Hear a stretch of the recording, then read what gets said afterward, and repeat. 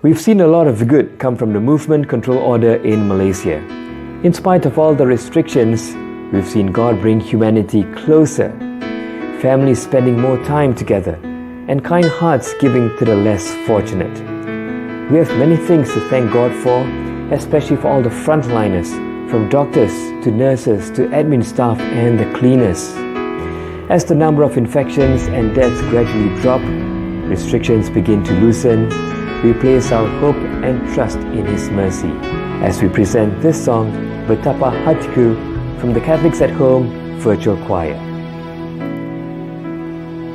Betapa hatiku berterima kasih Tuhan, Kau mengasihiku, Kau memilikiku. Hanya ini Tuhan persembahanku, segenap hidupku, jiwa dan ragaku. Takkan ku miliki harta kekayaan Yang sungguh berarti ku persembahkan. Hanya ini Tuhan permohonanku. Terimalah Tuhan persembahanku. Pakailah hidupku sebagai alatmu seumur hidupku.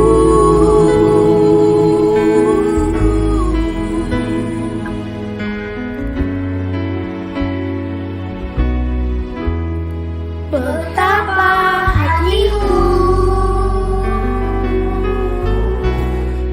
berterima kasih Tuhan, Kau mengasihiku, Kau memilikiku.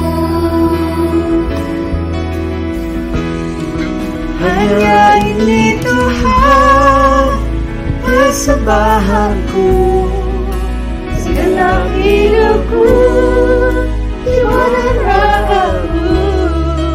takkan ku miliki harta kekayaan yang cukup berarti untuk persembahkan. Hanya ini Tuhan permohonanku, Terimalah Tuhan persembahanku. pakailah hidupku sebagai alatmu seumur hidupku.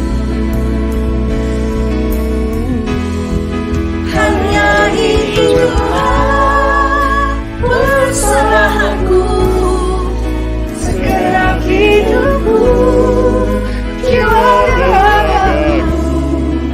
Takkan ku miliki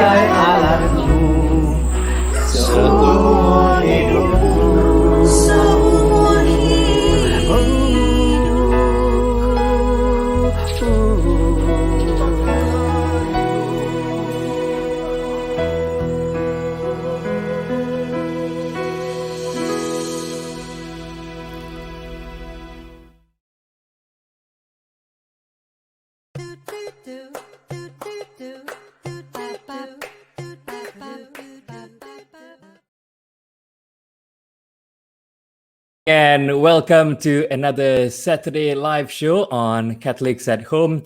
My name is Kachang Kevin, and on behalf of the team, we'd like to thank you for taking this time and spending it with us this Saturday morning. I'm sure there's lots you can do on a Saturday morning, so we'd like to make sure that we're trying to get the best guests that we can find on the show so that it's worth your time. And I'm sure most of you are aware and you know who our guest is this morning. Right now, we're keeping her backstage for a while as more and more people are logging into the show. So for those of you, if you're on right now, hey, why don't you tell us where you're watching this from? Just type in the chat box. We're also streaming on the ArchKL platforms. So just let us know where you're watching this from, maybe which parish you come from. We'd like to know who's watching us and where you're watching this from. All right. So just let us know. In the meantime, I'd like to say good morning to Philomena, Hillary, let's see, Patrick, Max, Sue, thank you for joining us this morning. What you can do is, it's going to be an exciting show because of our guests, right? So just share this out, start a watch party or share this out. There's a share button on your Facebook page. Share it out to your friends, your family members, and, we'll have a good time for the next 1 hour. So please do that for us. Once again, thank you for joining us and a very good morning to you. Mark Darren Lee is producing the show. So if you have any questions or comments for our guests later on, please do type them in the comments box and we'll screen them. And hopefully, if we have time, we'll address some of the issues that we're talking about.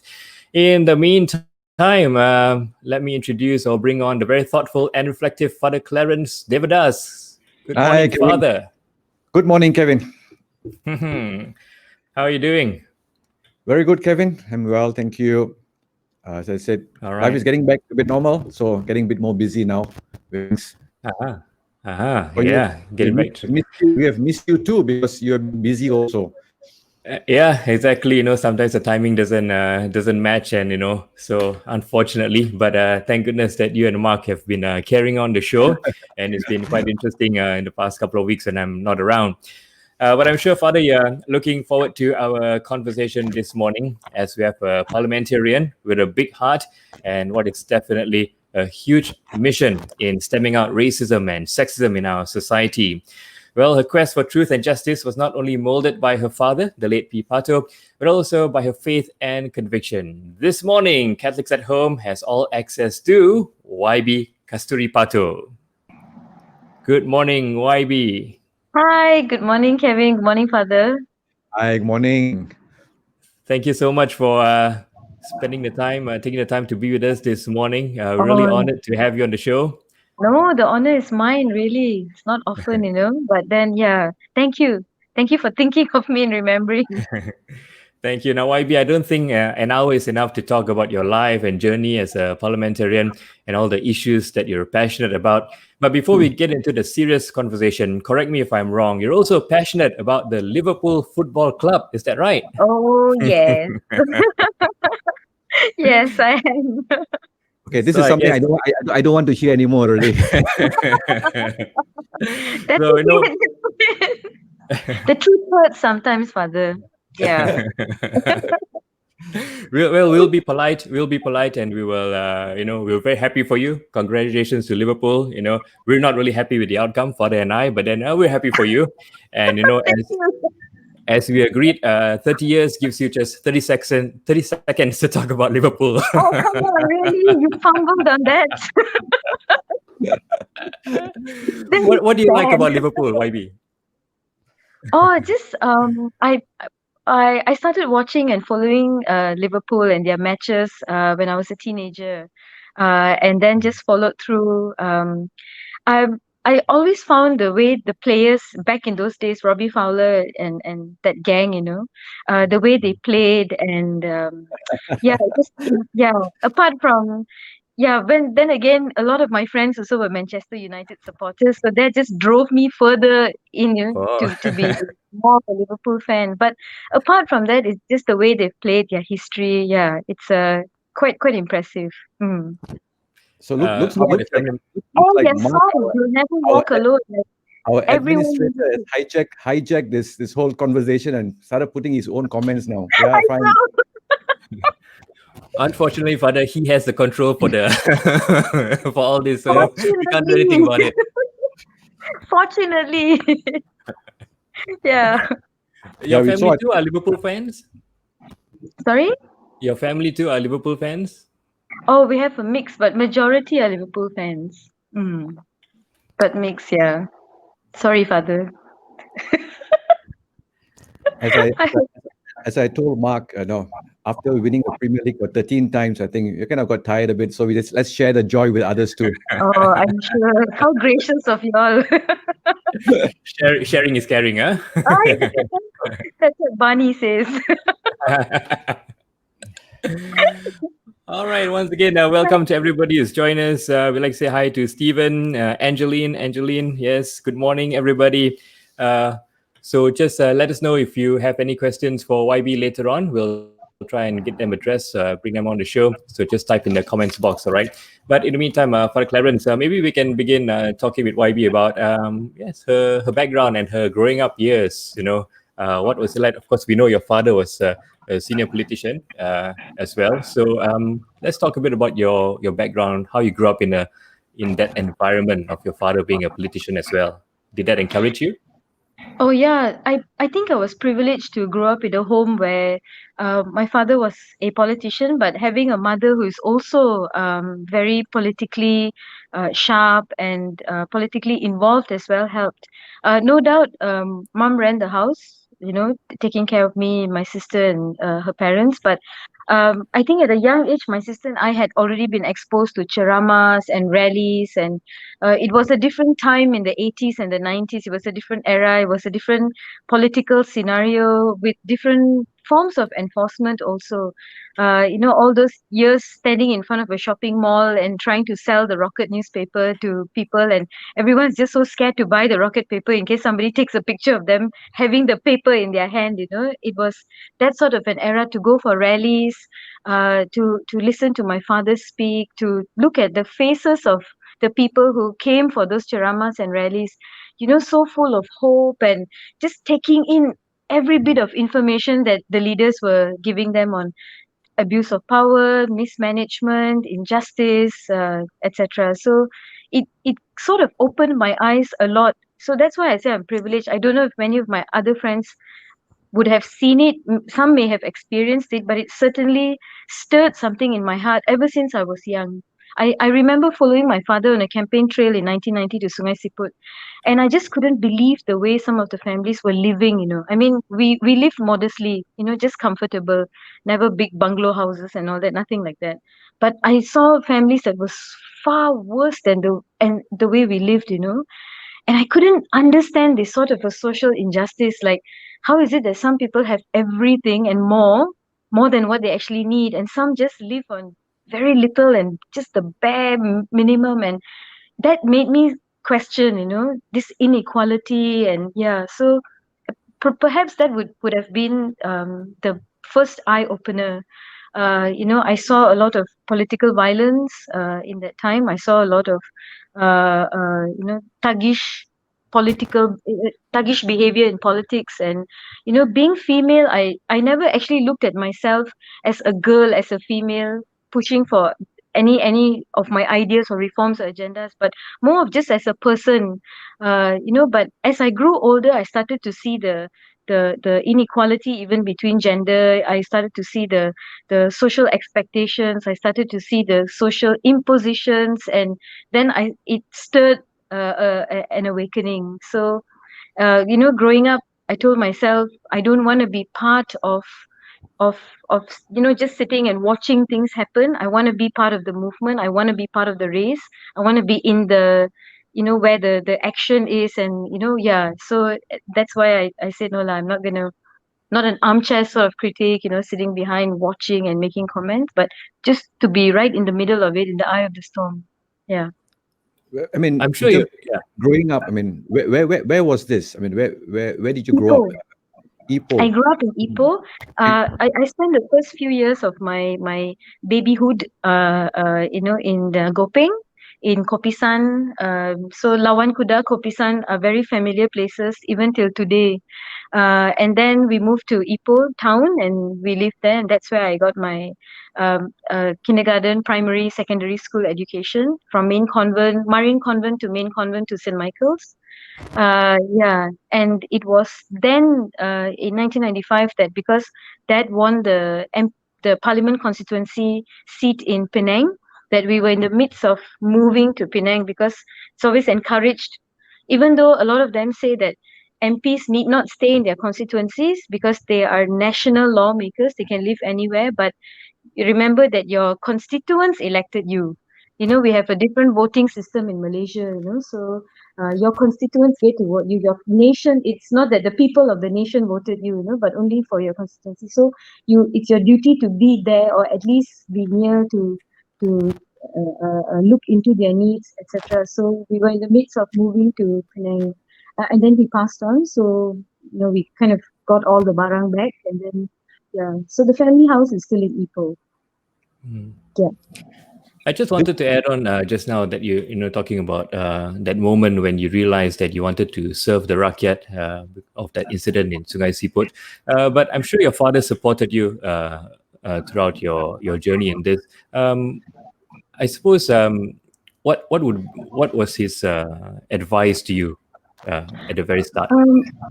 Actually, my father passed away when I was just 2 weeks shy of turning 16. So obviously at that age, you may not have had your whole life mapped out already. Like, this is really what I want to do. Even though my heart was, I loved biology, I like medicine, and so that's why I graduated with a degree in microbiology and not in political science or law or something like that. But my heart was with this. This is because it came very naturally. Like, I didn't need to read up on what I could see. Social injustice, I could see abuses of power. I could see real injustices. I could see mismanagement of public funds rather.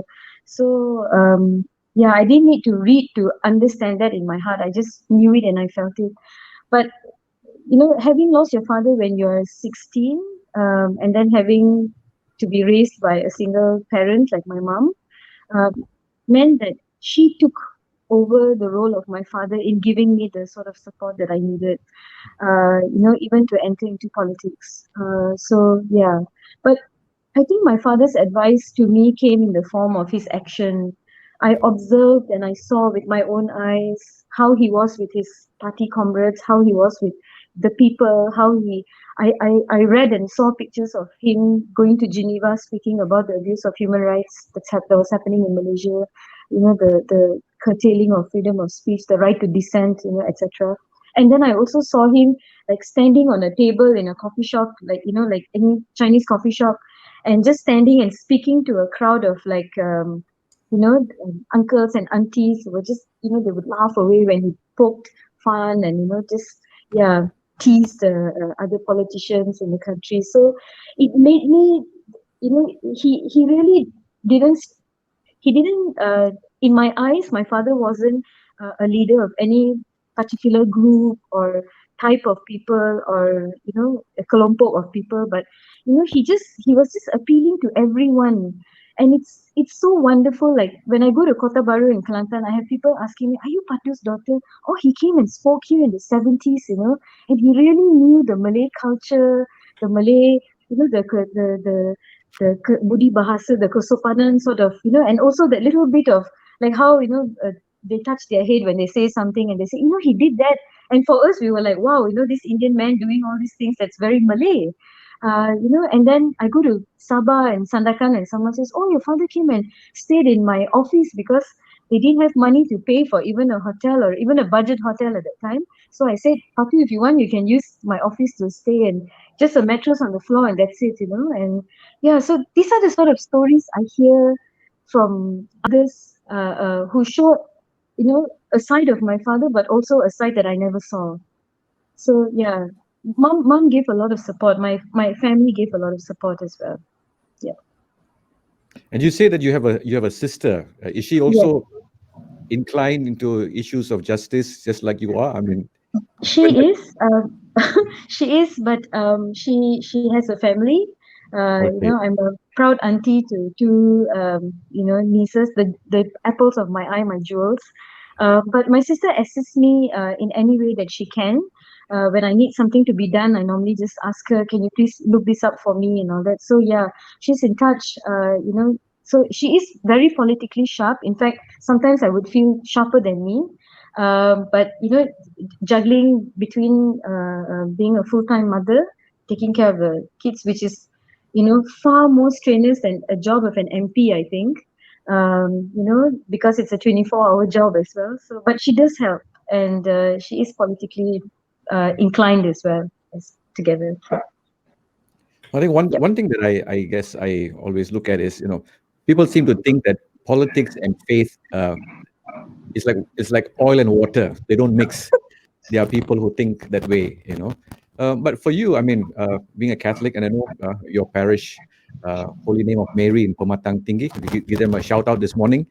Uh, but how do you bring this together? How do you see your faith and what you do, your conviction? Is your faith as the foundation or helping you in what you do? I think, Father, perhaps the question, because you're comparing politics, which has different types of politics, there are many countries and nations that subscribe to different ideologies of what politics is. You have your, imperialists and capitalists, socialists and communists, etc. And then all the new words that have come up over the last 10 years, these jargons. But faith has been steadfast from day one until today. If at all we have deepened our understanding of what faith is, what the teachings are, what the word is, but politics and the ideologies have changed over time. So I can understand why sometimes when you say it's like oil and water, it is true, because it is transcending over time, and it has changes. But the principles and this and what faith entails is cemented. It's not something that it's volatile, or it can change. Or today you say yes to this. If it's a crime today, then tomorrow it's not a crime anymore. But in politics, that has changed. But for me, my faith is my compass, and I find it easy, because there is no book that I need to refer to, unless like if you're talking about the word of God, but that's different. But it's not that I have my code of conduct is my faith. How I deal with issues, how I approach situations is my faith. And that is really like a fish to water for me. I just have to ask myself, if I just feel 1 ounce of doubt in my heart about something, I know that is my conscience, and I know that is the voice that is speaking, telling me, hang on, hold on, maybe you want to think about it again. So sometimes I often, when it comes to making very difficult decisions, I pray very hard about it and tell God, just please give me a sign, show me a way out, give me wisdom, give me discernment. But it's not easy, Father, because sometimes, time is really of essence. So sometimes you're so caught up in the moment that you don't pray early enough before like sometimes I just pray seconds before I go on stage or in parliament, and then I kick myself and say, why didn't I, I should have spent more time. But I know God knows what's in my heart. That every day I start with prayer, and every night I end with prayer. And along the way, as I travel, for my family, for my friends, for my constituents, for my constituency, for the nation, so my list is long. But then, the faith actually keeps me grounded, Father. But it doesn't mean that I've not been in situations where I felt that I was expected to take different decisions. But sometimes you just have to be stubborn about it, and in your heart that it will pay at the end of the day. Like just a simple example, Father. In the past, may have been a culture of public money being used for political programs and events, which is a big no-no on my side and many of my colleagues. You cannot mix the two. These are taxpayers' money that must go back, not through political party means. But over time, we find people telling us, why can't you do this? Last time the government allowed it was easy, but it's difficult to deal with you in your office. You ask for so much paperwork. And I tell them, I said, because in the past, there were many parties that didn't follow guidelines properly, and that is why you all have voted for us so that we can do a clean job for you. But you still want me to subscribe to that, but you can do last time, okay, what? Easy, what? I say, when you apply for a loan at the bank, you can't tell the bank, last time, my father's time, my grandfather's time was easy, what? The bank would say 3 months pay slip, or, the door is there. So things like that, Father. But you have to be steadfast. You have to tell them, no, this is how it's supposed to be done, this doesn't make sense. We've had, parties coming and saying, can you sponsor this? Can you sponsor that? And I say, no, I can't. And they say, yeah, but you're in government. You have so much money. I say, but it's people's money. I cannot give it for political parties. So those are some of the small things these are the challenges, small challenges that I face, Father. But there are greater challenges also sometimes. But you have to choose. You have to make a stand on things. And sometimes it's not easy. Yeah, we'll talk about the challenges. Yeah. I mean, so looks like Catholics at home now we can't ask YB for some sponsorship for our show. I thought that was the reason we brought it on. No. Just kidding. And also, as opposition, a lot of our funds have been frozen. So I know. we That's kind of, that's not intention. It's just a little joke. Yeah, because a lot of people think. That's what people think. People engage with politicians sometimes is because they want something back. But as you know, for us, as the title of the show today is "What is Truth?" What we want back is truth. That's the most important thing. Yeah. Truth and justice. And that money cannot buy. That's something that comes from within. That comes from your own conviction. Of course. That's the most important thing that at least I look towards politicians, parliamentarians. I look towards that. And also the humility to say that I was wrong. Yeah, we are not perfect. We are not perfect. We make mistakes, all of us. Yep. And the humility to say that, I made a mistake. Yeah, and it's I'm acceptable. sorry. Yes. Yeah. But I always say, Father, that if you think that you want to make money in politics, then you are in the wrong job. If you think that you can be rich, if you think that it's a way out, I also have young people telling me, I want a better life. I want to join politics because, when I make that money, I want to give it back to the people. And I'm thinking, how do you make that money?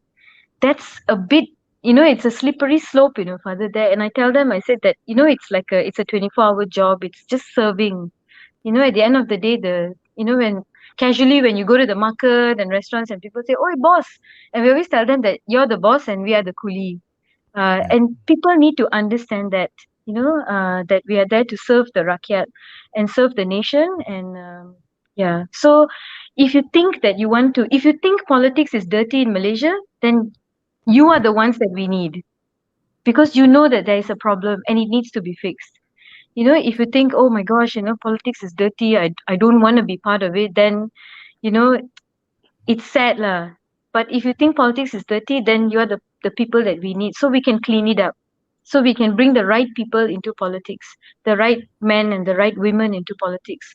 But if you think you want to make money because you have seen other politicians live that kind of a lifestyle, then this is not the job for you, really. You'll be burnt out and you will be very disappointed unless you learn from them how to do things, and then which is not right. Yeah. What monkey sees, monkey does also. Yeah. Yeah. They say. Well, certainly, eradicating corruption and all that is one of the major issues that we have here. But also for you personally, YB, we know that you're passionate about, stemming out racism and sexism. Maybe you can talk about some of the challenges that you're facing right now. So I think it'll be apt for me to talk about what happened in the parliament 2 weeks back, where I was subjected to racial slurs and sexist remarks by another fellow parliamentarian. So, and the thing is, this is not something new. In 2012, many of the women MPs approached the speaker to amend the standing order to include the word sexism in it, so that your crime can be compartmentalized. That means it's not just unparliamentary remarks, it's not just offensive language or uncouth language, but we can also say sexist remarks had been made. But also over the years, perhaps there was actually no or rather, the norm is once an MP utters something that is unparliamentary, then you check the Hansard the next day and the speaker makes a ruling. But it is always a retraction and an apology, which many MPs do because they want to be part of the sitting for the next few days or weeks to come. Unless the MP stands his ground and says, no, I don't want to apologize, I don't think what I said was wrong, which then could mean that he would be ejected or even suspended from the House. So that's why last week I mooted two amendments to the standing order to add in two new provisions that if an MP is found to have made uncouth, unparliamentary remarks, particularly racist or sexist remarks, they be automatically referred to the Rights and Privileges Committee for them to decide whether or not really the MP was. You have a right to be heard. It's like a little tribunal, which won't eat into the Parliament actual Dewan Rakyat time. And if you're found guilty, then a fine will be imposed. Now, I propose 500 because that's the allowance that we get. So that will be significant. Of course, it's a minimum of 500. It's just one of the first steps, but it cannot be just penalizing MPs. If in the August House, when we give our speech, we say dalam Dewan yang mulia ini, mulia. And yet all the anjing lah, babi lah, perompak lah, all that will come out. Monyet lah, all. So it has to start, somewhere, and it has to meet in the middle. The government has to move on speaking about addressing racism and sexism, and there has to be legislation on it. I mean, it's honestly, in a way, it's a step back, but it's also a step forward. Do you really need the government to tell you what you can say or cannot say after 60 years, to criminalize hate speech?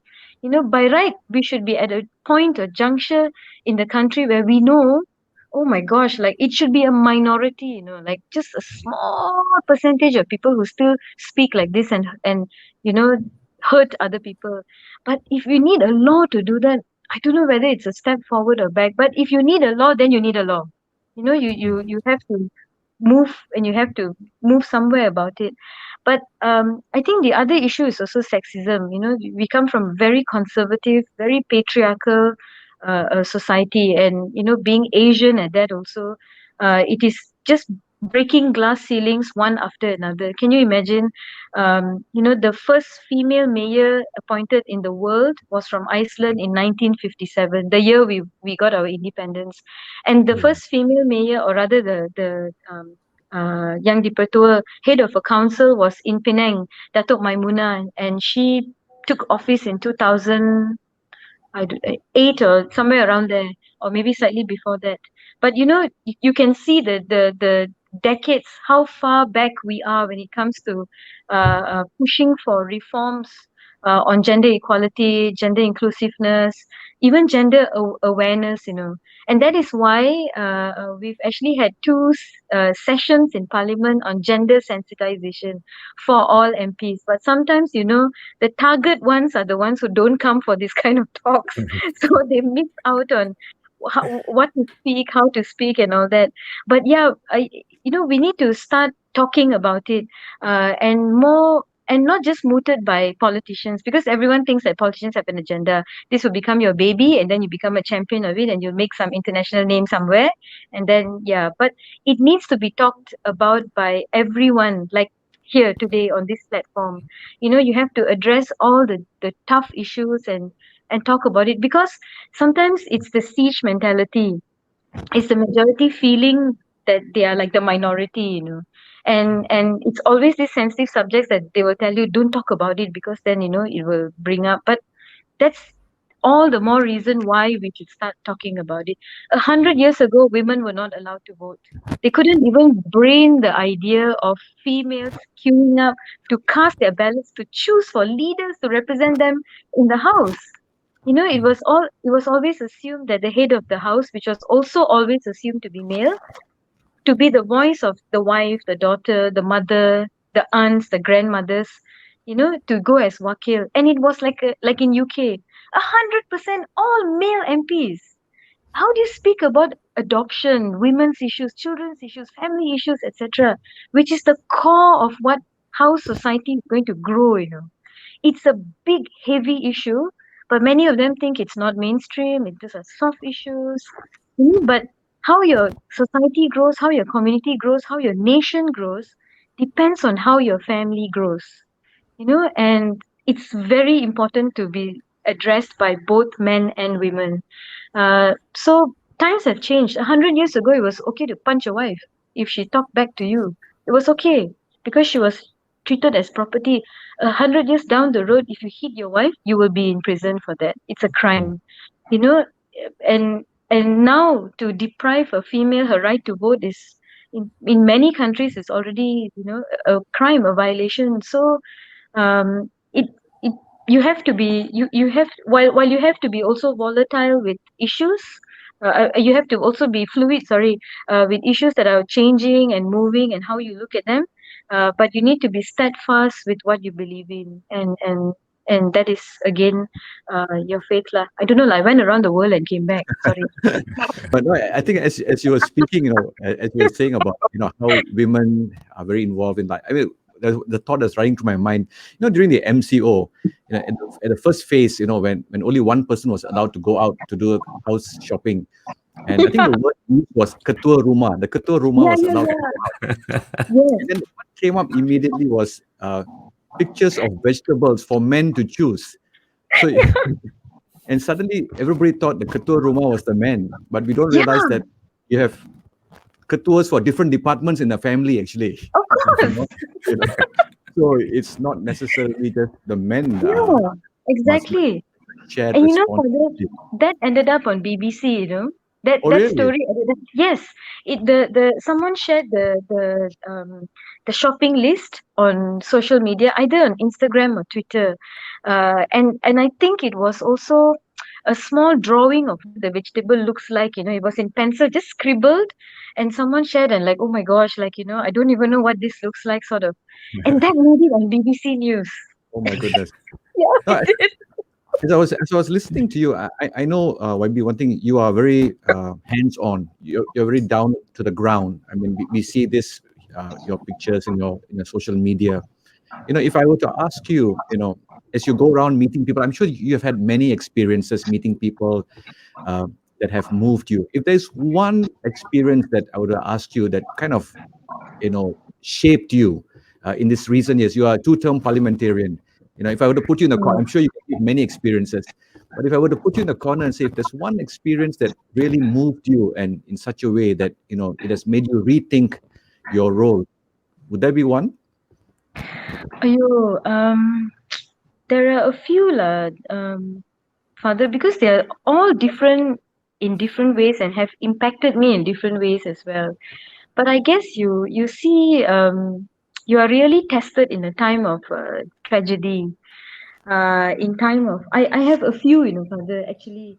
If you remember, there was a mass that was held for a young man who was murdered by the terrorists by the Abu Sayyaf terrorists. What was his name? I forgot. And they had a mass for him in SFX. It was a few years back. Yeah, that was really one of my moving moments. Because it was just, there were so many things running through my mind at that time. The value of a life. Poverty, corruption, radicalism, extremism.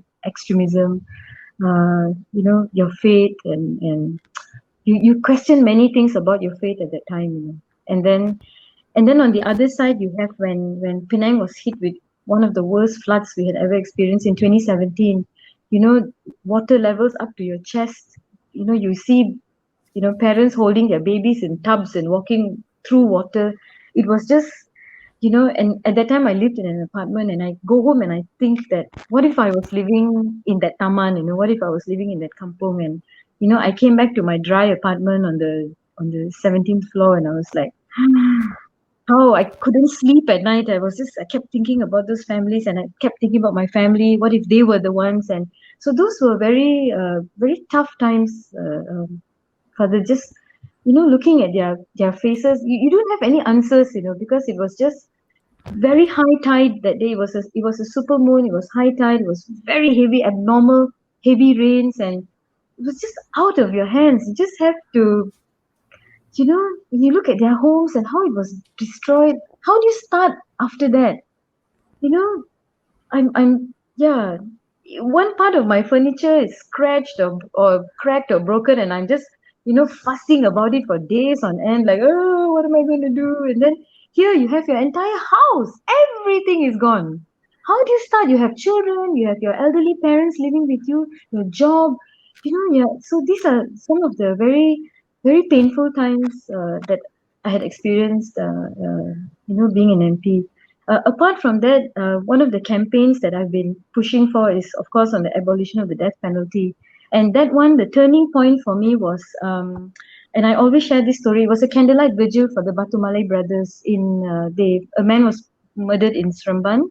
Um, the brothers were charged for it. And that night when we had the candlelight vigil, because every state has a pardons board, and the pardon board reviews every case, and at the discernment or the decision of the head of the state, the Yang Dipertua, or the Sultan or the Agong even can decide, okay, I think for my birthday today, I will pardon this person, or I will commute to life.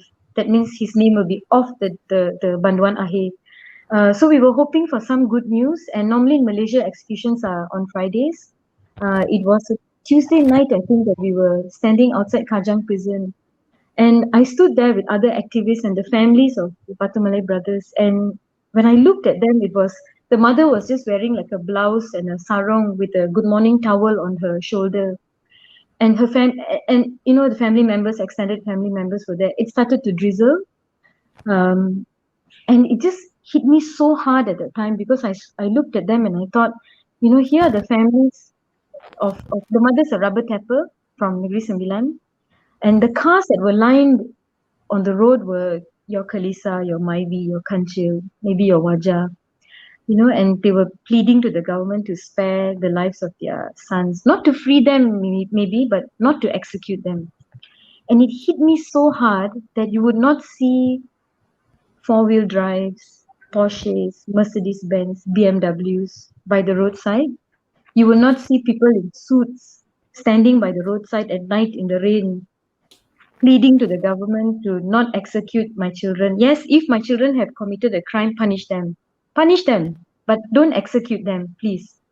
And then it hit me so hard that day, Father, that the ones who are 80% of those who are on death row are the ones who come from marginalized groups, the B40, they are jobless, they are odd job workers, who grew up, who have difficult families, who come from difficult neighborhoods, tough neighborhoods, and they make up the majority of those on death row.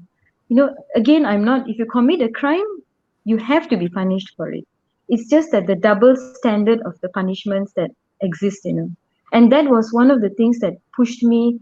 And I used that on many, many things that I approach also these days. The disparity, that, if you're rich and you have money and you have connections, you can literally get away with murder in this country. And that is what we need to fix, because that is the root of all the problems that we are facing today. It's the greed, it's you are blind to pain and suffering of other people, and you have no conscience. Every night you sleep, on a pillow that's full of money. So yeah, those are the things that keeps me going. So yeah, if you ask me, then these are some of the things that have really touched me. Yeah. So I guess Yeah. when you do decide to retire from politics, you can write your memoirs, start collecting them, manuscript, put them together. Just before we take some questions, I know there's some interesting questions, Kevin, from our audience. We would like to have you back at some point, because the abolition of the death penalty or the capital punishment is something that even the Catholic Church is very proactive in that area, the preservation of life. So hopefully we can get you back another day. We probably talk about this, about the No problem. death penalty, and we will try and organize that to have just a talk on that. But I think this is something that even as church, as Christians, we should be promoting, and standing up for, to preserve lives. Yeah. Thank you, Father. Yeah, it's important to also talk about it, lah. Yeah, but then, uh, I always fear that we always keep talking and preaching to the converted. When we after the Cameron Highlands by-election, when I came back and went to the markets and all, and many people told me, "Y'all know why y'all lost Cameron Highlands?" I said, "Okay, tell me." And he said two reasons: your no smoking ban and your death penalty campaign. Really? And these are markets are the soul, the heart of communities. And when you go to the market, you get praised or you get scolded, and everybody talks about governments and policies in the market. So it's the best place to go and chit chat and get views and ideas, and and just to listen to people. And I thought, if my market friends are telling me this, then it must echo the sentiment really on the ground. So yeah, it has to. So it's how you want to frame the narrative when you speak about the no smoking ban and also the death penalty, for example. I can totally agree with you on that. But I just share one short experience and then pass it back to Kevin. On Sundays I go to Kuala Kubu Baru for mass. Okay. Just right in the north. And then you go to the coffee shop, the local coffee shop, and I've shared this before. It is one newspaper that's put out in the coffee shop, and then everybody takes a little. The pages all go in separate ways, so each one takes one page, they read, and they start talking, and they talk to each other what's happening in the country, and very interesting conversations and observations they make. And I've always found that very fascinating to know what's happening on the ground. So whenever I'm early there, I go to the coffee shop and I sit down and have coffee, and then small town, everybody becomes your friend immediately. So that's an interesting conversation there. Yeah, I can agree with you. The marketplace, yeah, that's where you get the pulse of the people. Yes. Yeah. Better than social media, Father. Just go to the market. Exactly. Okay, well, as Father mentioned, we have some interesting questions from our viewers this morning.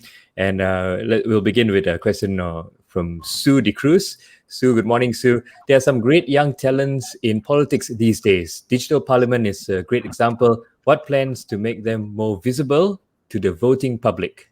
Oibi.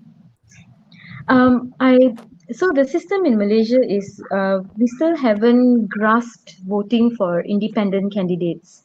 And even though that's a little bit more popular in Sabah and Sarawak, but then it hasn't really caught on here in Peninsula because of decades and decades of how do I say this? Not party politics, but you when people look at a symbol or a logo, then they tie that to the struggle, the cause, and what that group or that party is fighting for, and it will take time if we're going to go in that direction. So I guess now there's been also a bit of a movement, a campaign to talk to young people to get them to be members of political parties, because you vote in Malaysia, you still look at the logo. Sometimes many people don't even know who's the candidate or their names, but they will just say, oh no, I know this party and I know what they fight for and I know what they believe in and I support that. And therefore I will vote for the candidate because I know that candidate will also carry the voice of the party, the vision of the party in the work that he or she will do. So I believe that the MPs on Parliament Digital, who were brilliant, by the way, brilliant, shout out to them, will make a decision to align themselves with political parties, and those parties must therefore then create a platform for them to be considered or pushed or groomed to be candidates. We don't know when elections will be called. Could be this year, could be next year, or it could stretch until maximum 2023. So yeah, but I hope that the young people from Parliament Digital will hold on to their beliefs, and be a bit stubborn on it, to tell the parties that they're going to join that I believe that these are the ideals that we need to promote and push for, which is in line with the constitution, which is in line with the laws in the country, and in line with our conscience and our faith, rather. And parties have to take those up Sometimes those are very unpopular places to tread on, but then you must make that sort of a decision.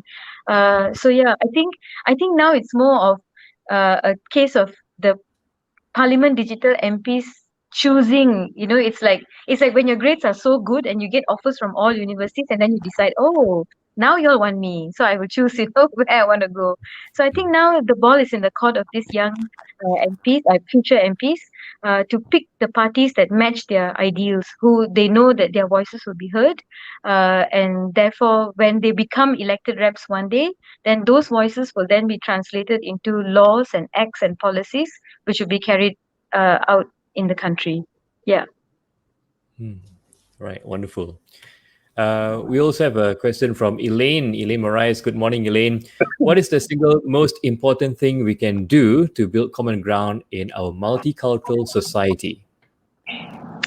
Um, I I think the I think first you have to address the root of the problem, which is very old school politics of siege mentality. A lot of young people, even on Parliament Digital, and when you talk to them outside, they believe what uh, their parents, grandparents, or even leaders have shared with them or told them.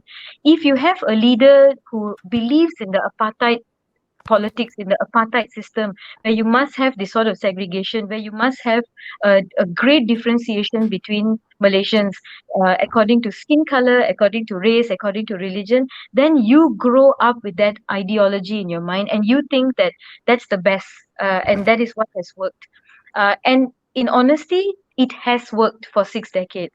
But so I believe it must come with a change of political idea, a change of how we view our fellow Malaysians, and also it must come with some legislative changes.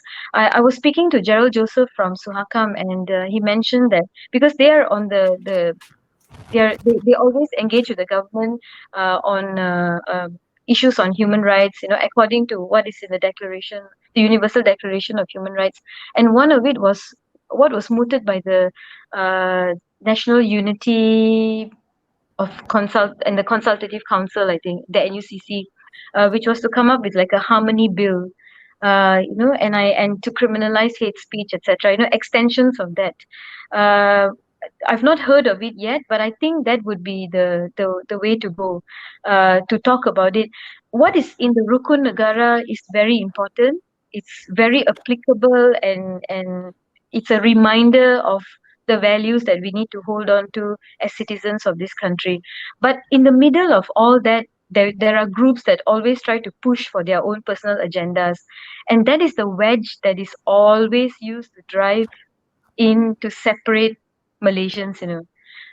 So I guess all politics, we should start moving away, and this is up to political parties to start moving away from that. I would like to see Malaysian leaders who speak for all Malaysians. But it's also an unpopular thing to say because we are still so caught up with identity politics. Like when it's crazy because there was an accident that happened in Batu Kawan just even last week, and the person who passed away was a Malaysian, and the one who caused the accident was a foreigner. And there were in that video you could hear someone asking whether the person who died was one of us or not. That sort of language is so normal when you see an accident, and we all have spoken about it, and we've seen memes and satires of when you see an accident, the first thing is like, oh my gosh, is it a Chinese or an Indian or a Malay, or something like that. uh you know until and unless we ourselves also move away from that sort of identity politics, it's hard. It'll be very difficult to change. So it is sometimes politicians who play to the gallery. Your constituents look at you as a hero of that ethnicity, that group, that religion. Whether you want to rock the boat there, do you still want to, that if you continue this this performance of yours as this sort of a leader, you know that you will be voted in again because that's your identity. But if you want to be more inclusive, it would mean that you will ruffle some feathers. Is that a risk you want to take or not? Even the death penalty, Father, it's such an unpopular topic. No one wants to really talk about it, but It's something that I've raised every single parliament sitting. I have one question that I dedicate to my oral question on the death penalty. It's perseverance also at the end of the day. But yeah, it has to start with the people, and it must also be the conversation must be also mooted by the government. Change, I'm sure, is very, very difficult, and not just for MPs to lead the way, but I'm sure even Father will agree, leaders in everywhere, in our communities, in our workplace, even in the In homes, the I suppose. world, Yeah, in the world, yeah. yeah. Well, we have another question. It's from Neville Masang. Good morning, Nev. Does OIB have any regrets in sacrificing her own ambitions against her sacrifices for the Rakyat? What motivates you, OIB? Oh, no regrets, no regrets at all. Serving the people. I just I have my own benchmark. I have my own expectations of how I conduct myself that I need to live up to. Sometimes we are very hard on ourselves on how we do things and when we do things and the way we do it. But no regrets. I wouldn't call it sacrificing lah, because this is what I enjoy also doing. My party inspires me, my family inspire me, my constituents inspire me. It is very challenging, but what motivates me would be I don't think I could give up politics and wake up the next day and feel good and happy and like, oh my gosh, I'm finally away from all that.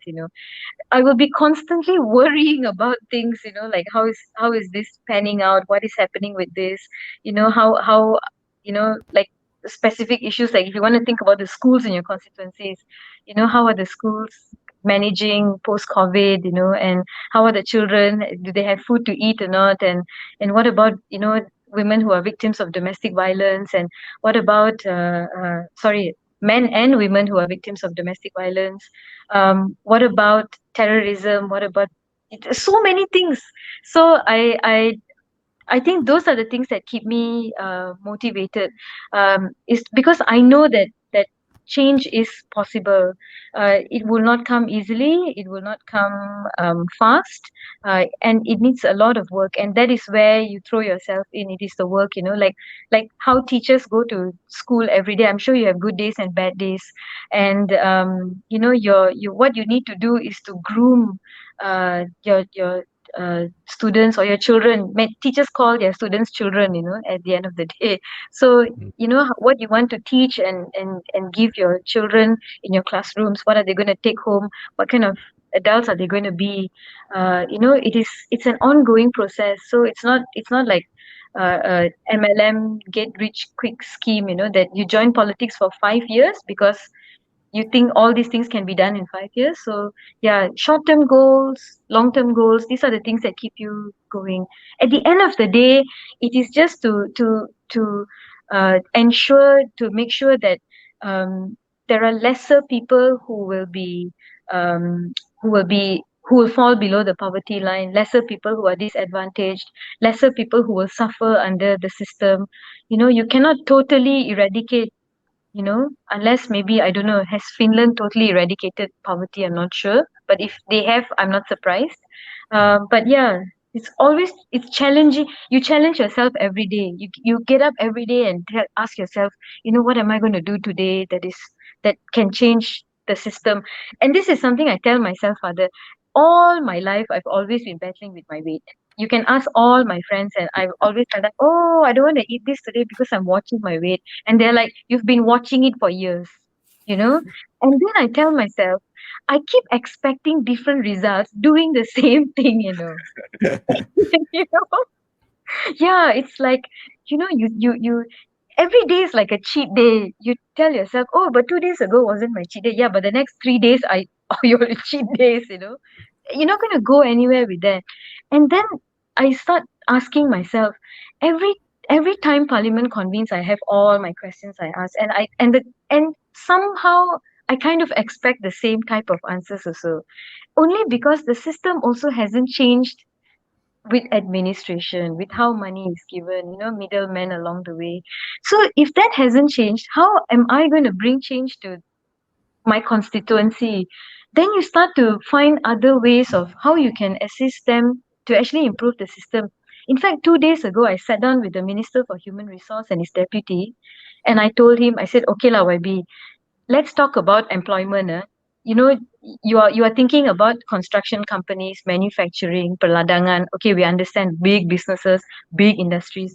I'm talking about coffee shops that are closing. Your kedai runcit that is closing. Your small your barber shops that are closing. These are the small guys that you need to also keep in your perimeter of vision. Telling us, I think the government is probably considering maybe allowing refugees to work in construction.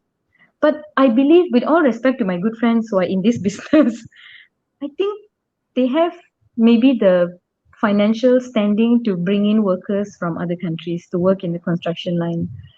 Perhaps we can assist our SMEs or smaller industries by allowing maybe even refugees or undocumented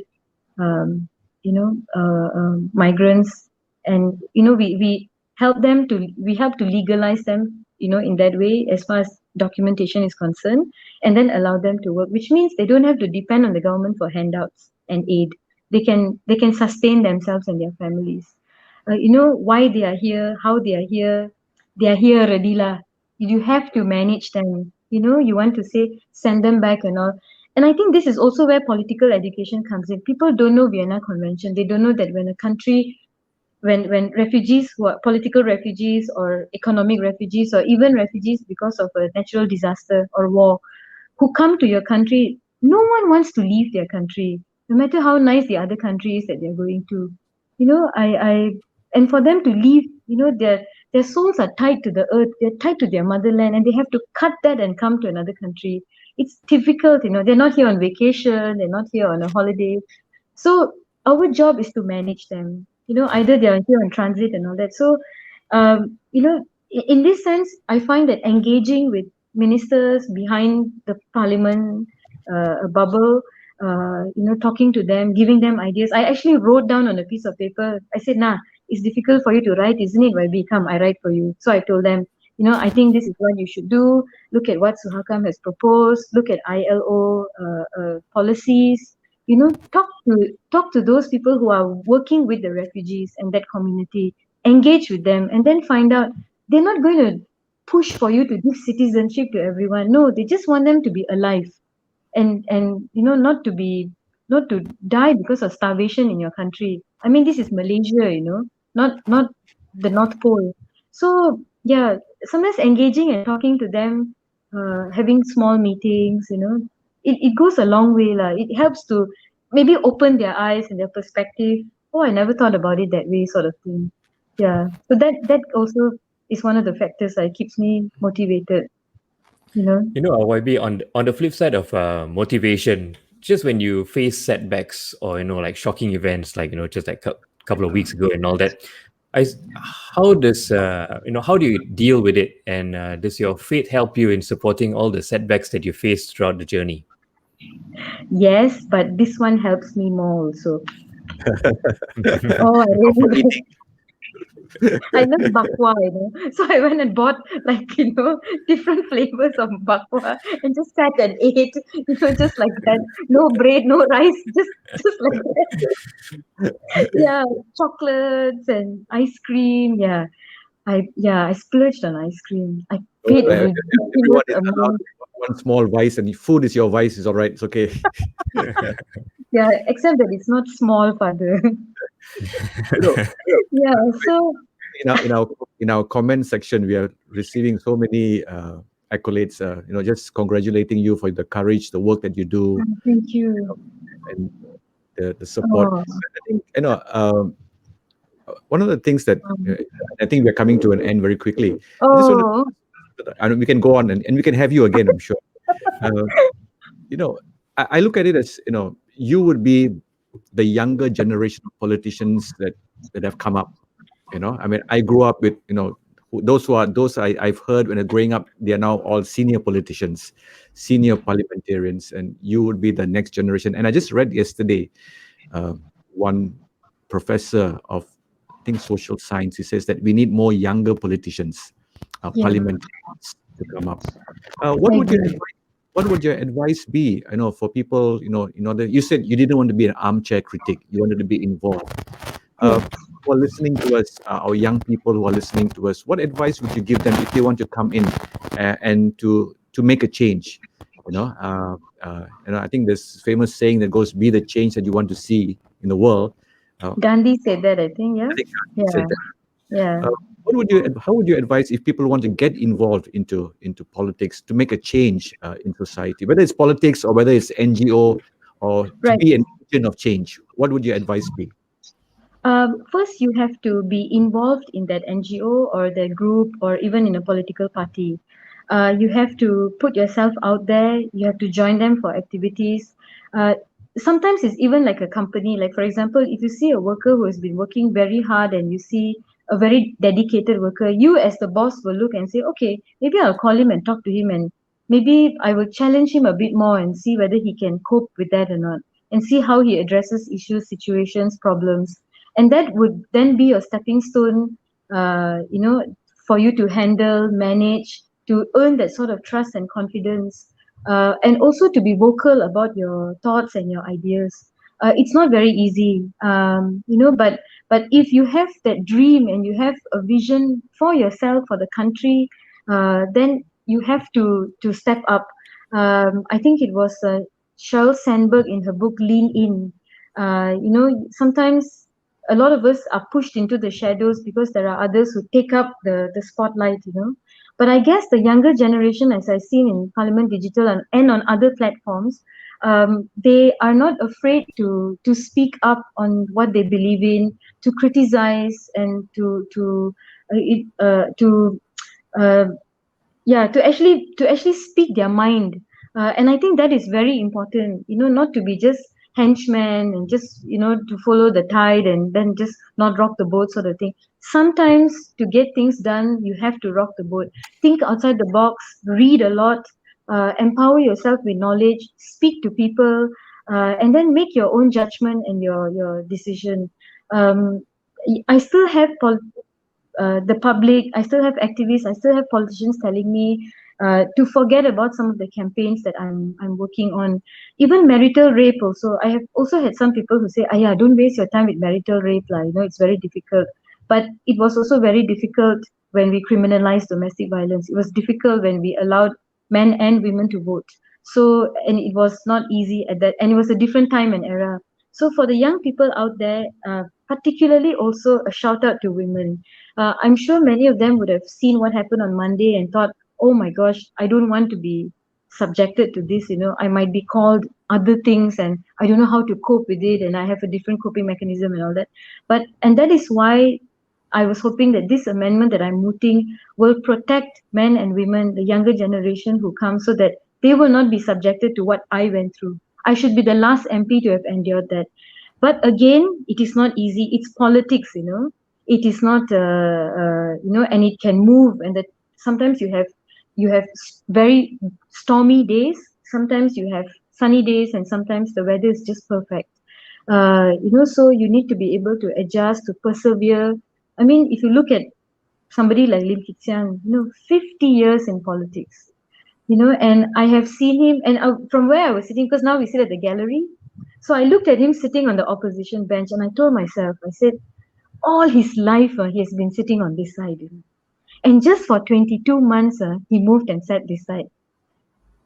And now he's back on the opposition bench again. For him who sits, because you're sitting in parliament is ranked by your seniority in your party, etc.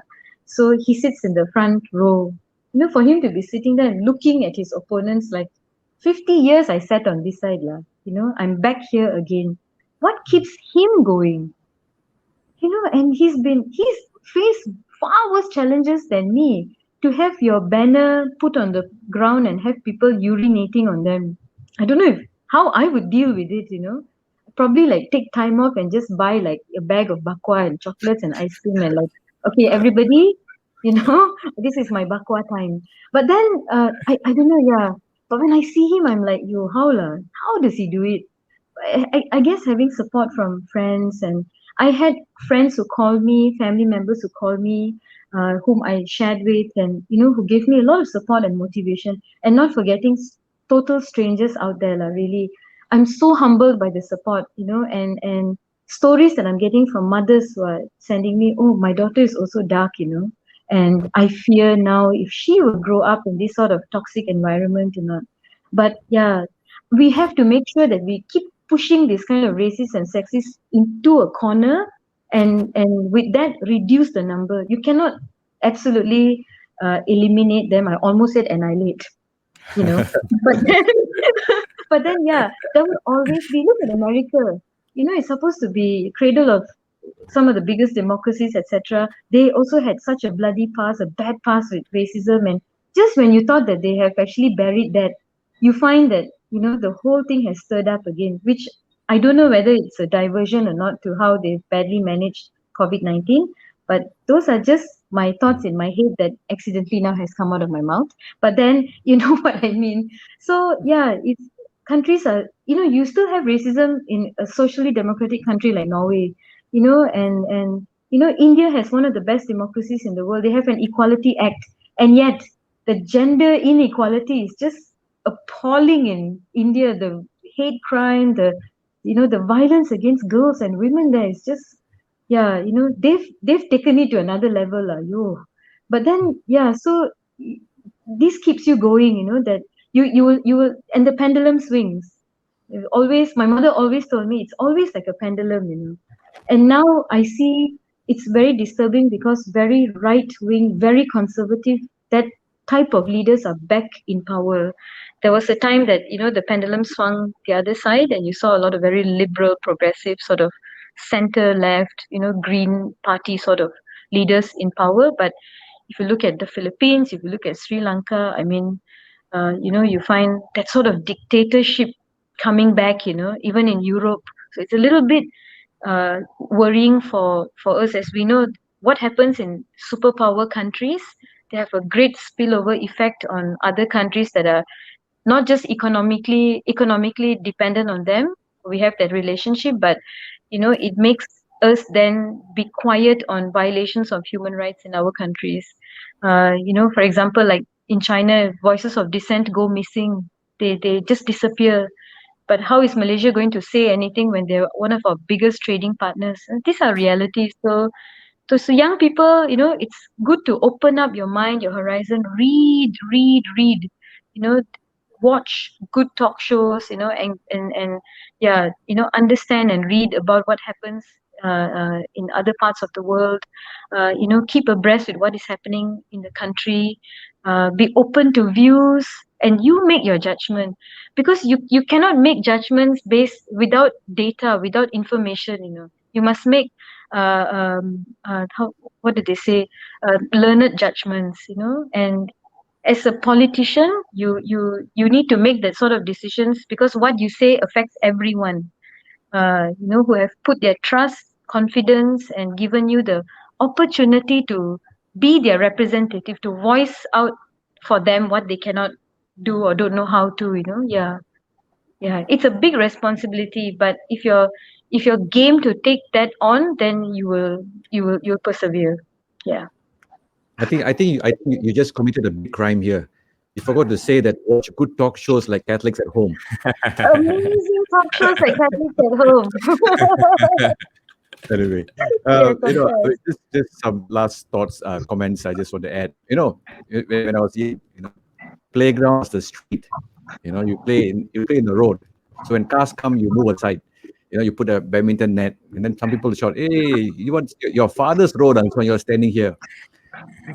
But you have actually a street named after your father. Yes. You can say this is my father's road. But I guess for you, starting off in politics is always under the shadow of your father, because the name that you carry. But I just want to add, I think you have moved out of the shadow and you are in your own shadow now. Oh. For what you, yeah, and I think you stand your own ground. Keep it Yeah. up. Thank you, Father. Keep the cause going. And I think we should never lose hope in whatever Thank we are you. doing. Yeah, indeed, indeed. There will always be people who will challenge that. There will always be the minority who will speak the loudest to make you doubt that, should I still invest or not? Should I still keep going or not? Maybe somebody else will take over lah. I'm done already. There will always be that people. But you must know that you cannot give in to that. And there will always be the minority. Because of the siege mentality, they fear the unknown, and they don't want change. They like status quo, and you must take that as a challenge. Silence them, and make them realize that you know, in the Malaysian context, you just cannot move forward if you keep holding on to that. Yeah, So we hope to have you back soon. Kevin, over to you. definitely. Yeah. Thank you so much. Yeah, thank you, YB. Just echoing Father's sentiments that, we're very glad that you are serving the community and our country, and we're glad of the work that you do for us. We've got a lot of comments on our chat coming in, from Cynthia, Anselm, Desmond, even Lavin from Perth.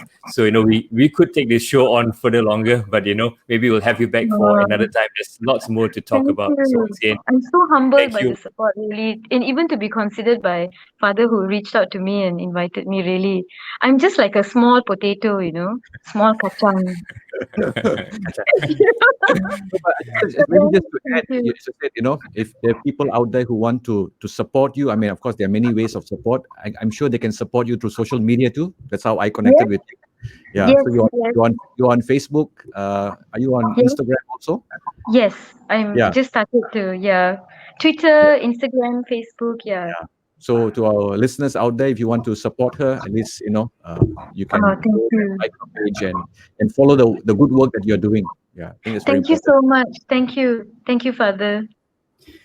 Okay, Father, maybe we could end with a prayer before we As we exit. always do, let's end with a prayer. In the name of the Father, Son, and of the Holy Spirit. Amen. Dear Lord, we thank you for this morning, for this opportunity to speak to a member of Parliament who has dedicated herself to serve you through the community. We not only pray for her, we pray for all parliamentarians. We pray for all politicians, that they may always serve for the common good of the people, so that we may continue to flourish, to grow, to be a sign in the world. So bless Kasthuri, bless all those who serve with her. Continue to inspire them for the right cause, for the truth, and for justice. We make this prayer through Christ our Lord. Amen. Father, Amen. Son, Holy Spirit. Thank you for that, Father. And once again, thank you, YB. We hope to see you soon. Maybe we can have some bakwa together. And, best regards to the family. Thank you so much. Thank you. Bakwa is definitely on the cards. Banana leaf, bakute, bakwa, you name it. I'm game. Fantastic.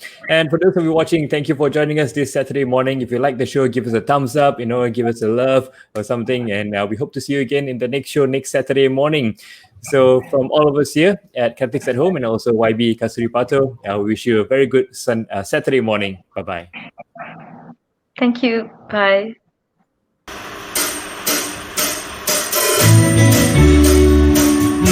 Hallelujah. Shalom, everyone.